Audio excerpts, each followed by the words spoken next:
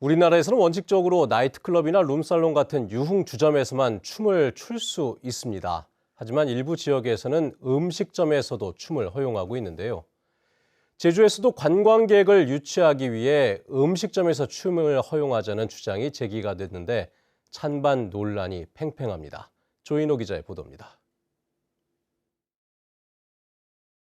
부산 시내 중심가의 음식점입니다. 손님들이 테이블 사이에서 춤을 추고 있습니다. 식품위생법에 따르면 일반 음식점에서는 춤을 출 수 없지만 지방자치단체가 조례로 안전 기준과 시간을 정하면 춤을 허용할 수 있습니다. 이에 따라 서울과 부산, 광주와 울산시의 8개 구에서는 춤 허용 음식점을 지정하고 있습니다. 제주에서도 일반 음식점에서 춤을 허용하는 조례를 제정할지를 놓고 공개 토론회가 열렸습니다. 관광산업과 지역경제 활성화를 위해 춤을 허용해야 한다는 찬성 의견이 나왔습니다. 해외 바이어들이랑 상담을 할 때 파티 장소 섭외 컨텐츠가 제주도로 와야 된다. 근데 춤을 못 춘다. 상당한 장애가 됩니다. 음악이 흥겨워서 어깨춤을 살짝 추는 것도 지금은 불법입니다. 변화하는 세계적 추세에 맞게끔 단지화된 곳에 몇 군데라도 지정해서 운영을 해보면서 문제점이 보완하면서 그거를 추진해 나가는 게 좋지 않겠나. 안전사고와 사회적 부작용 때문에 춤을 금지해야 한다는 반대 의견도 나왔습니다. 일반 음식점의 관리 감독이 철저하게 이루어질 수 있을지 의문이며 안전사고의 문제로 이어질 수 있는 부분이라고 생각합니다. 주민들에게 소음 피해 등 시끄러운 도시 환경이라는 측면도 생각해 보아야 합니다.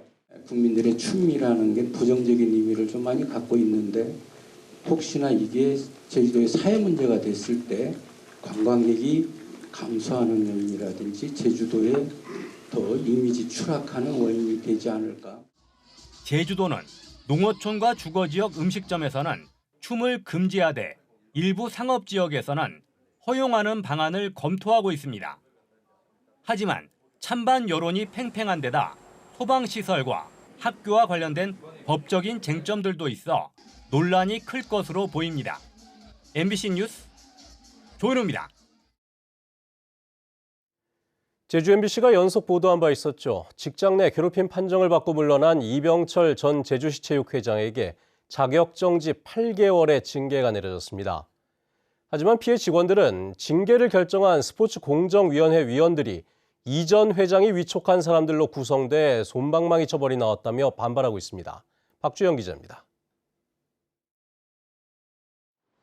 직원에게 가족이 운영하는 꽃집 배달일을 시키고 주말 경조사에 직원을 동원해 갑질 논란을 불렀던 이병철 전 제주시 체육회장. 고용노동부와 문화체육관광부 스포츠윤리센터 조사 결과 12건과 11건씩 직장 내 괴롭힘이 모두 인정됐습니다. 특히 사라봉 다목적 체육관을 손녀가 이용하도록 선점한 의혹도 회장의 지위를 이용했다며 갑질로 인정됐습니다. 문체부는 폭력과 인권 침해, 괴롭힘을 사유로 대한체육회에 징계를 요청했고 제주시 체육회는 스포츠공정위원회를 열고 이전 회장에 대해 인권 침해와 괴롭힘으로 자격정지 8개월을 처분했습니다. 하지만 피해자인 직원들은 솜방망이 처벌이라며 반발하고 나섰습니다. 스포츠공정위원회 규정에 따르면 상습적인 언어폭력과 인권 침해의 경우 각각 자격정지 1년 이상인데다 상습적인 괴롭힘도 6개월 이상이기 때문에 최소 자격정지 2년 6개월 이상 나와야 한다는 것입니다. 특히 이번에 징계를 내린 스포츠공정위원회의 위원 8명은 모두 이병철 전 회장이 위촉한 사람들로 이미 자진 사퇴한 이 회장에게 효력이 없는 처분을 내렸다고 주장했습니다. 결과에 대해서 상당한 실망감을 느끼고 있습니다. 징계 혐의자가 구성을 한 위원들을 통해서 징계 절차가 이루어지다 보니까 저희가 생각했던 것만큼의 그런 공정성이 확보됐다고는 보여지지 않습니다. 피해 직원들은 이전 회장 징계와 관련해 제주도 체육회에 재심을 신청하겠다고 밝혔습니다. 한편 이병철 전 회장은 반론권 보장을 위한 수차례 연락에도 아무런 답이 없었습니다. MBC 뉴스 박주연입니다.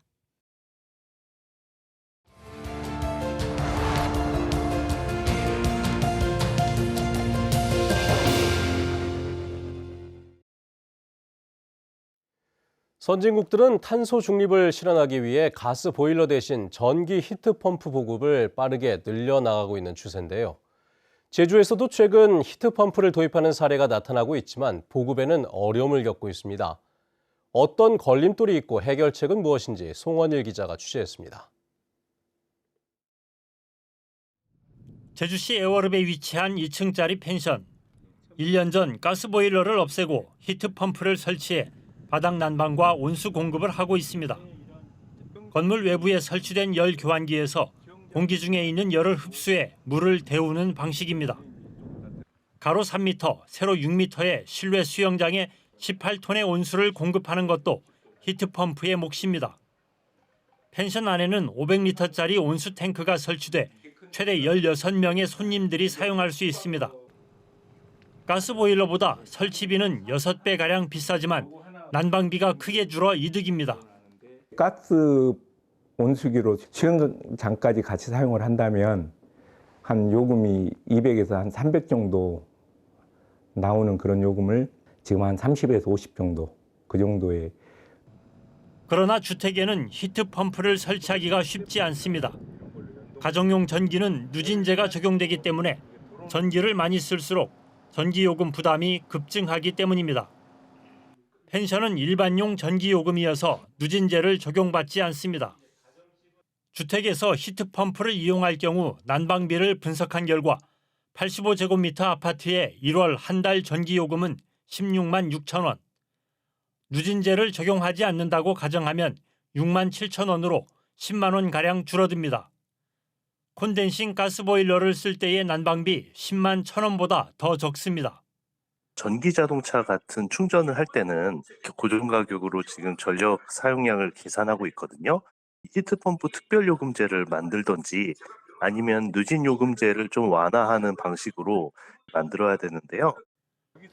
주택에 히트펌프를 설치하기가 어려운 또 다른 이유는 비싼 초기 설치비. 이 때문에 유럽 국가들과 일본은 히트펌프 보급을 확대하기 위해 설치비의 일부를 보조금으로 지원하고 있습니다. 태양광과 풍력 발전처럼 히트펌프도 탄소 중립을 위한 재생에너지로 인정한 것입니다. 그러나 우리나라는 히트펌프가 재생에너지로 인정되지 않아 보조금 지원 대상에서 빠져 있습니다. 재생에너지로 인정이 되면 신재생에너지 보급 지원 사업에 따라서 공기열 히트펌프도 지원할 수 있기 때문에 이러한 제도 개선도 필요한 상황입니다. 제주는 국내에서 히트펌프를 설치하기에 가장 적합한 곳으로 평가되고 있습니다.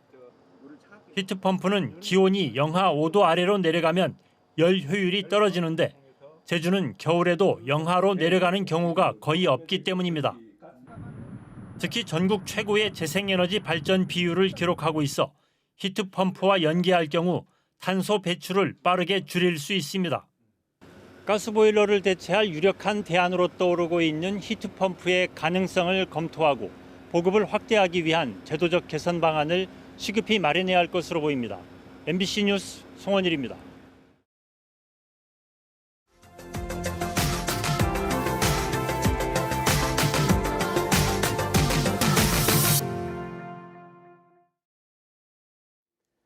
강원도 철원은 요즘 아침 기온이 영하 17도 아래로 떨어져 맹추위가 기승을 부리고 있다고 하는데요.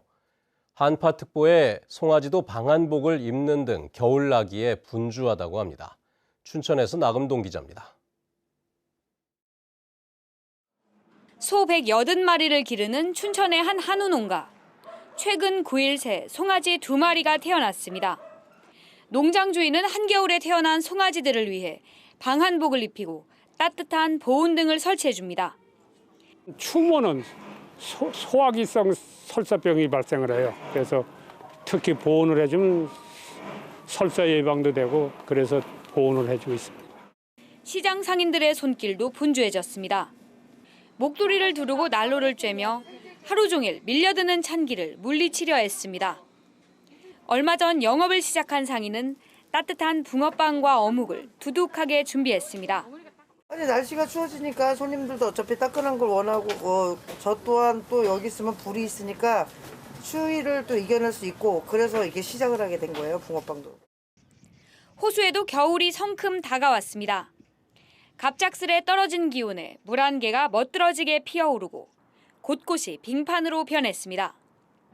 동해안 6개 시군을 제외한 강원 전역에 사흘째 한파특보가 내려진 가운데 영하 15도 안팎의 강추위가 이어지면서 일부 지역의 아침 기온이 올겨울 들어 가장 낮았습니다. 25일 낮부터 온도를 잠깐 회복할 가능성이 있으나 다시 추워져 이번 주는 대체로 계속 평년과 비슷하거나 낮은 기온을 보이겠습니다. 내일과 성탄절인 모레도 최저 기온이 영하 10도 아래로 내려가 매우 춥겠고 눈 소식은 없을 것으로 예보돼 올해는 화이트 크리스마스를 기대하기는 어려울 것으로 보입니다. MBC 뉴스 나금동입니다.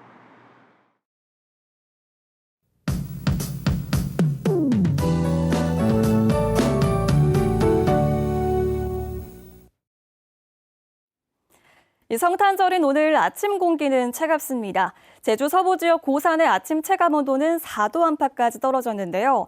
기온이 점점 오르면서 낮에는 평년 기온을 웃돌게 했고 추위가 누그러지겠습니다. 오늘 날은 흐리지만 야외 활동하기 무난하겠습니다.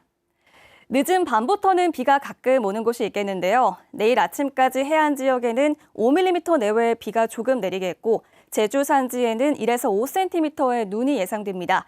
내일 아침 출근길 산간도로에서는 빙판길 조심하셔야겠습니다. 오늘은 고기압의 가장자리에 들면서 제주 전 지역에서 구름 낀 날씨를 보이겠고요. 제주의 미세먼지 농도는 좋음 수준이 예상됩니다. 아침 기온 어제보다 조금 높게 시작하고 있습니다. 현재 북부 지역 7도, 서부 지역 8도, 남부 지역 6도 보이고 있고요. 한라산 성판악은 0도까지 떨어졌습니다.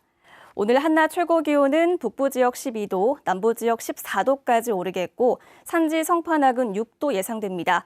오늘 낮과 밤의 기온 차이가 9도 가까이 크게 벌어지겠는데요. 큰 일교차에 유의하시기 바랍니다. 제주 해상에도 구름의 양이 많아서 도서 지역도 대체로 흐리겠습니다. 오늘 바다의 물결은 제주도 전 해상에서 잔잔하게 일겠습니다. 내일 오후부터 다시 찬바람이 강하게 불면서 금요일에는 기온이 뚝 떨어져 추워지겠고요. 주말에는 비가 내릴 것으로 예상됩니다. 날씨 전해드렸습니다. 제주시 구자읍 세화리가 국토교통부의 도시재생사업 대상지로 선정됐습니다. 이에 따라 세화리에는 정부와 제주도가 내년부터 4년 동안 272억 원을 투입해 세화휴일센터와 로컬 커뮤니티 센터, 세화휴일로드 등을 조성합니다. 제주시는 세화리의 문화관광 기반을 구축하고 동부지역 워케이션과 런케이션 벨트의 거점으로 만들겠다고 밝혔습니다. 제주도가 올해 한경읍과 조천읍 지역에 곶자왈 사유림 14헥타르를 매입했습니다. 지역별 매입 면적은 한경면 저지리 일대 곶자왈이 13헥타르, 조천읍 서늘리가 0.9헥타르며 예산 45억 원이 투입됐습니다. 제주도는 지난 2009년부터 올해까지 607억 원을 들여 마라도 면적의 17배인 곶자왈 536헥타르를 매입했고 2028년까지 200헥타르를 더 매입할 계획입니다. 내년에 제주를 찾는 국제 크루즈가 더 늘어날 것으로 보입니다. 제주도는 내년에 국제 크루즈가 올해보다 19% 늘어난 344차례 입항하도록 선성을 배정했고 크루즈 관광객 80만 명이 제주를 찾을 것으로 예상했습니다.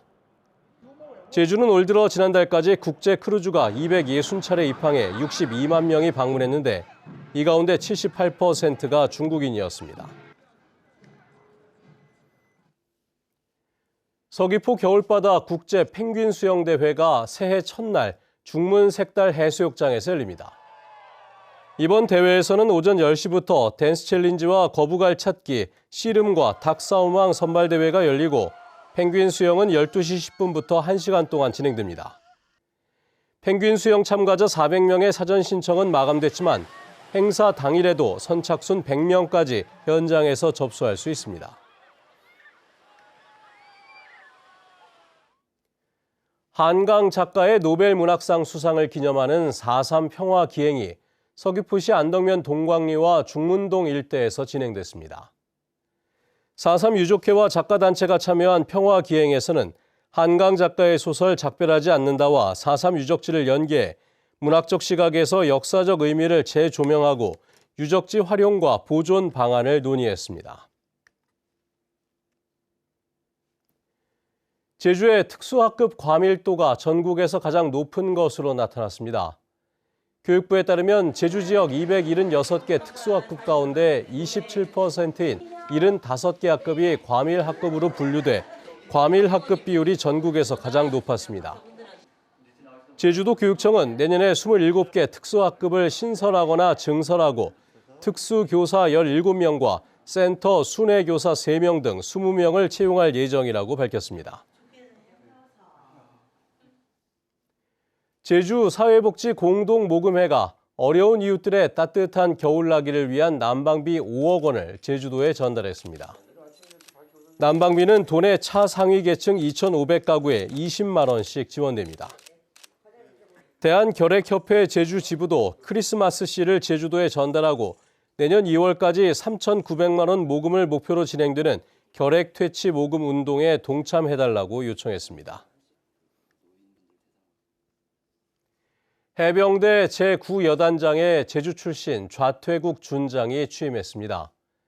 신임 좌여단장은 제주시 한경면 고산리 출신으로 해군 사관학교 49기로 임관해 해병대 제1사단 참모장과 합동참모본부 전력기획과장 등을 지냈습니다. 전임 박승일 준장은 해병대 사령부 전력기획실장으로 자리를 옮겼습니다.